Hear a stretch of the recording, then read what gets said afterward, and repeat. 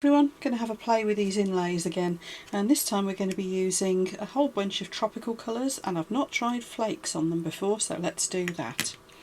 We've got my little mould, here it is, so it's quite a hefty one actually. This is a homemade mould that I made to make little bowls like this, which I will also show you how I make at some point. If you would like me to, just say, let me know and I will do that. I've got all these little inlays face up. If you remember from my videos, they're just made by cutting up a rubber stamp.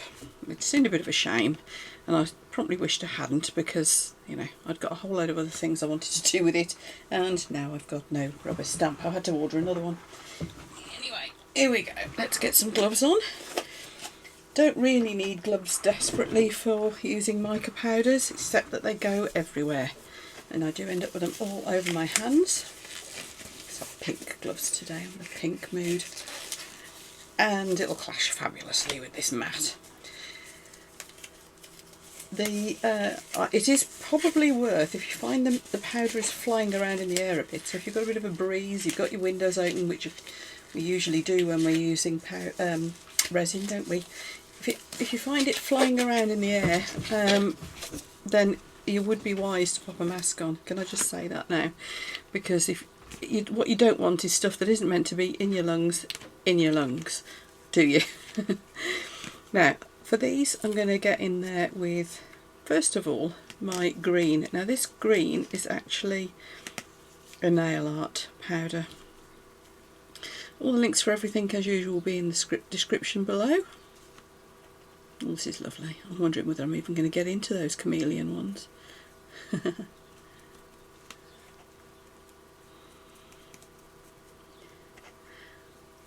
Little brushes are just makeup brushes. I'm going to try not to get powder on the backs of them.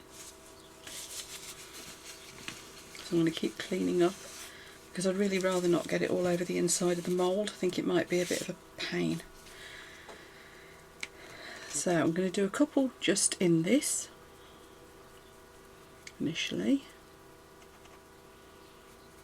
Then I'm going to wipe a bit off, and we're going to go in with the chameleon ones. So I'm trying to make sure I get this down into all of the little nooks and crannies. Nail art powders do stick very, very well, and you can buy them in little pots, of course, so if you only want small amounts, then they're a great way to go. Also very often work out a lot cheaper, because we all know the minute you say put resin in front of something in an advert, you know the prices go through the roof. Right, I'm just going to see what these two come out like. If we now go across them, maybe just up the centre. Yeah, let's just go up the centre a little bit and take a little bit of that off. Just going side to side slightly, just tipping my hand backwards and forwards. Just want to create a little bit of shimmer down the middle. And I'm going to use, which one shall I use? Merry Dancers, because that's kind of a bluish one.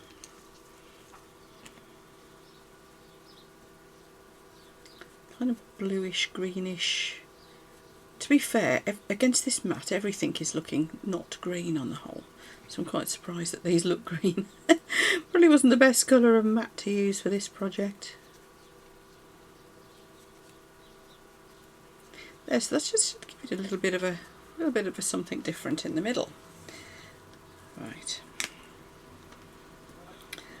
Now this one, I'm going to do it the other way around. We'll go in with Merry Dancers first. Don't know why it's called Merry Dancers. Cute name though. I don't know how many of these I'm going to need either, because it's not that big a bowl, is it?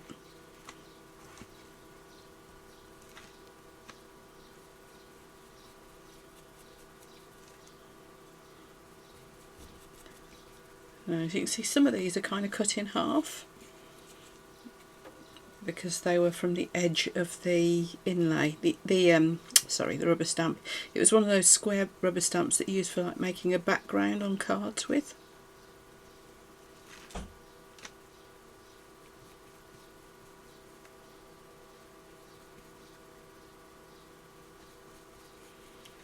trying to get this down into all the little shapes in the leaf. I'll put that one to one side now. Clean up. So I'm just going to carry on like this across all these other colours. So, you know, I'll leave it running, but if you want to speed through these bits, that's totally fine, not a problem.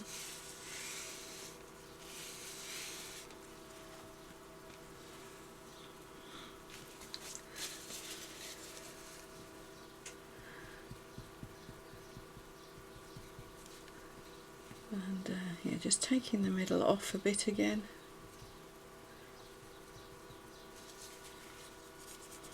And this time we put the green into the centre there.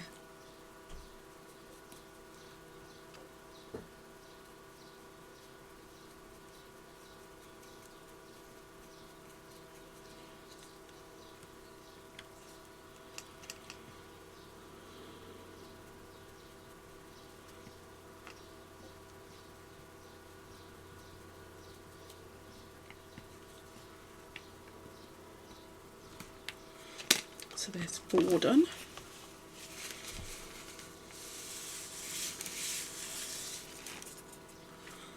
Okay, now shall we, let's have some slightly different colours. Let's go in with, oh actually no, let's try the flakes. Like I said, I've not tried these flakes on these inlays before. How using inlays is pretty new to me anyway, to be fair. Just had a bit of a mad fit and done a load. Down a rabbit hole, as Claire's Crafty Corner would say. Oh, I say.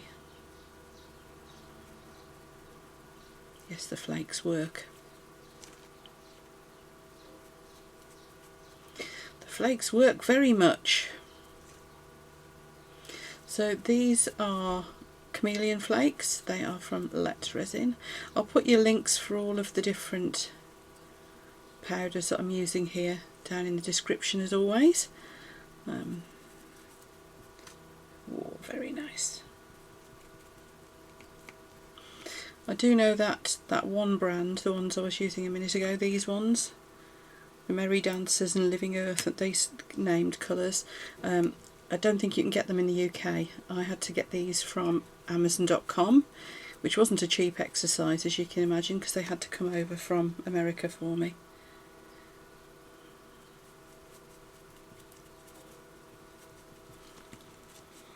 There we go, there's another one. I think I'm going to do another one like that. Let's have another biggish one. Goodness, I can see that shimmering from here. I love how these flakes break down. They don't stick to every mould I've got. You have to experiment and see which ones they'll stick to. People have said you can spray your mould with various things to make it stick first, but you don't get the same effect. I've had so many people suggest this. It's crazy. Thank you so much for the suggestions, but I've tried most things and you don't get quite the same effect. So, oops, get the right lid to go on this. Because you want to be able to burnish it onto the rubber really, and you can't do that very well if you've got something on the surface of the rubber.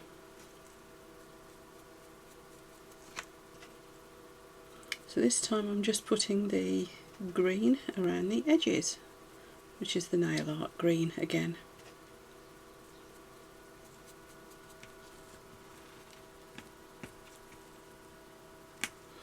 Now I can see I've got some of the mica powder on the back of these. Just get all over the mould. I'm not going to fret about it, I've decided. I could wipe them before I put them into the mould, I suppose. You could, couldn't I? Now what I'm going to do is I'm going to save this kind of sunset colour. What's it called? Red something or other. Red... oh dear, I really should wear my glasses. Anyway, I'm going to save that for another project. We've used Merry Dancers. Well, not another project. Actually, for the backing, I think. Have we tried Forest King?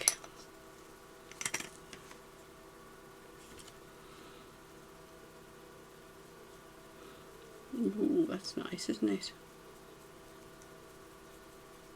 So again, just putting it across the middle area. Rather than wiping it off, let's put that in the middle area initially, and then go in with the green around the edges. This green is going to be the colour that's common to all of these. I think that's going to be the thread I've got going through them all.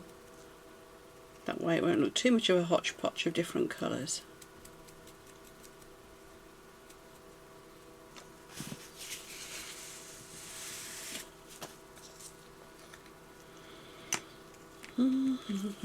This might be enough actually. I'll leave that double leaf one. But yeah, if you do end up blending your mica powders, you can either put it on and take some off the areas where you want to go in with your next colour, or you can do this. You can just start, do one area and then work your way into it with your other colour. But just going over the top of it isn't going to work. You're only going to see the bottom colour usually. God, you know what? I think I make more sense when I've had a few glasses of wine. This time on a Tuesday afternoon, I make a lot less sense. Isn't that odd? Anyway, just going to wipe the backs of these lightly, because I don't really want to get it all over the nice mould, because I've just cleaned it. Now remember, really this is only going to work with silicone inlays, because silicone will stick to silicone. If you've got anything like latex or other sorts of rubber, it may or may not stick. Now as they are inlays, you might be able to just spray them with a bit of spray mount or something, but stuff doesn't like sticking to silicone typically, so you might find that doesn't work terribly well. Right, let me just make sure you're still in shot as I bring the mould in.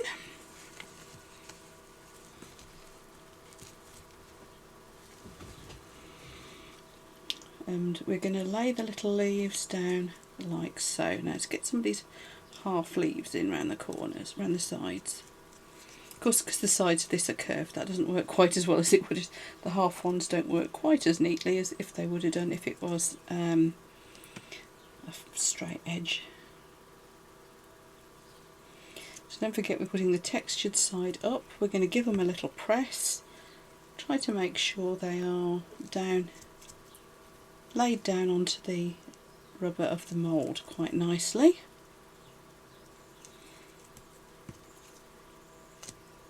Yeah, that's enough, isn't it? That's more than enough. Let's move him into the centre a bit more. See, that's what I meant about getting it on the mould. Hang on a minute. It won't spoil the piece, it's just going to get on my nerves. There we are. Now, if they don't stick down brilliantly, don't panic, because if some resin does get under them, as long as it's only a little bit, you will be able to, when you pull the little inlay out after the resin is set, then obviously it will take that bit of resin with it. How does that look? I talk to you guys, don't I, when I'm making these videos? What is funny is some of my subscribers and members have said, yeah, we talk back to you. So I'm not the only crazy one, and I do like that. That's lovely. I'm back mixing up the resin. As usual, I've got a ton of bubbles in it. Now, as we are going into this mould here, I might stick this through my debubbling machine. I've stirred it way too fast. This resin is the one-to-one from just for you online. It's called Apex Resin, and it's their high gloss finish. It does minimise bubbles. It says that on the bottle. It's me stirring it too fast and being impatient as always, but it debubbles really fast. The only thing I'm thinking is this has got an awkward lip round it, so I might just shove this through my debubbling machine while I think about what to do about the colour. So if you've not come across one of these debubbling machines before, Daniel Cooper does a wonderful, wonderful video on it. There's a lot of people have reviewed them, to be fair, some very good reviews out there for it. It's just that Daniel's is the most detailed. If you're going to get one and use one, his is the one to watch.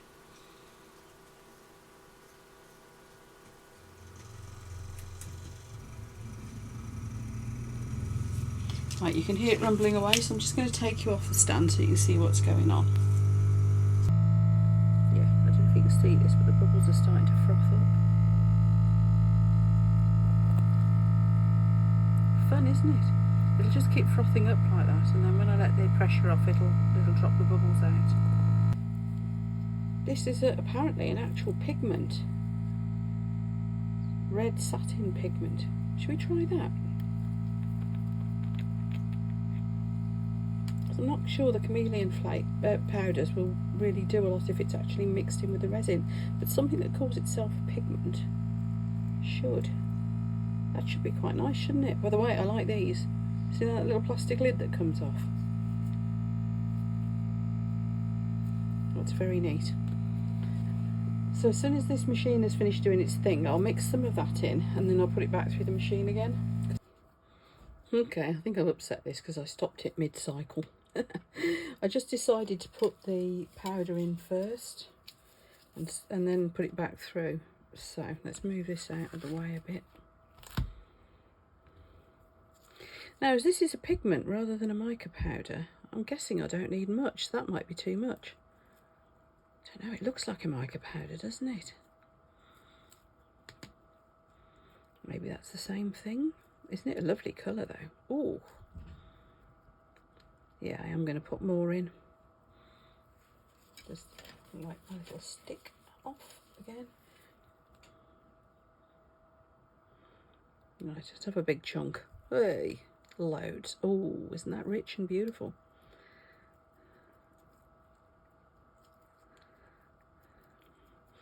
Now, what tends to happen when you use powders in resin?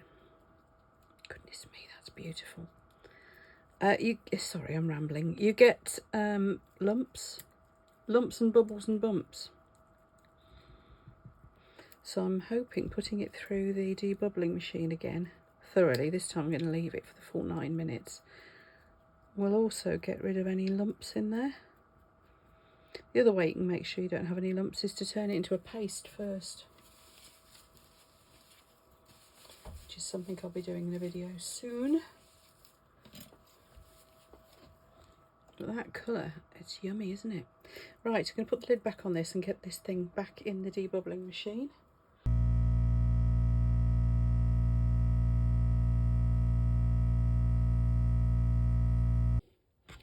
Right, demold time. I've loosened it. And let's see how it goes.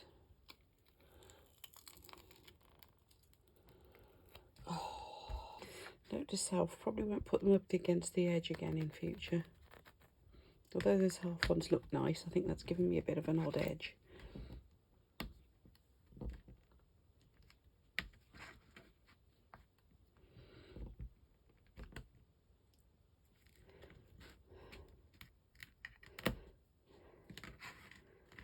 Oh, I'm pleased with this. This is great. Let's try some different colours. I think next thing I'm going to try is this with Eco Pour. This technique, I know it's been done before. Claire's Crafty Corner is the master of doing that sort of thing, mostly with Jessamite. So I want to have a go myself.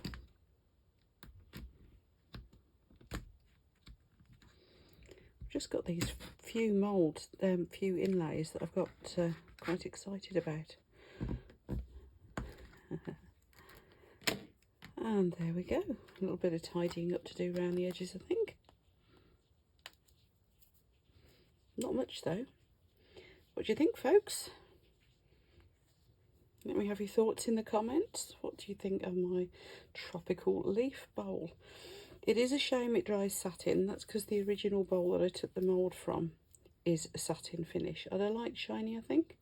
Although satin goes quite nice with the the satin finish of the leaves, so maybe not. Could always put a gold rim round here if I want, but I think I quite like it as it is. Could also fill these up if I wanted to. It'd be easier to keep clean, wouldn't it, if I filled these up with some resin too. But I don't know, might leave those just as they are anyway, because I like it that way. Anyway, if you like this video, if you'd give me a thumbs up as usual, I'd really appreciate that. Thank you so much. Big shout out to my channel members. That's going quite nicely now, and I'm getting more special treats out there for you all soon. And thank you so much to everybody who has subscribed as well. Buttons for doing all of those things are down below, of course. So I look forward to seeing you for the next video. Bye everyone.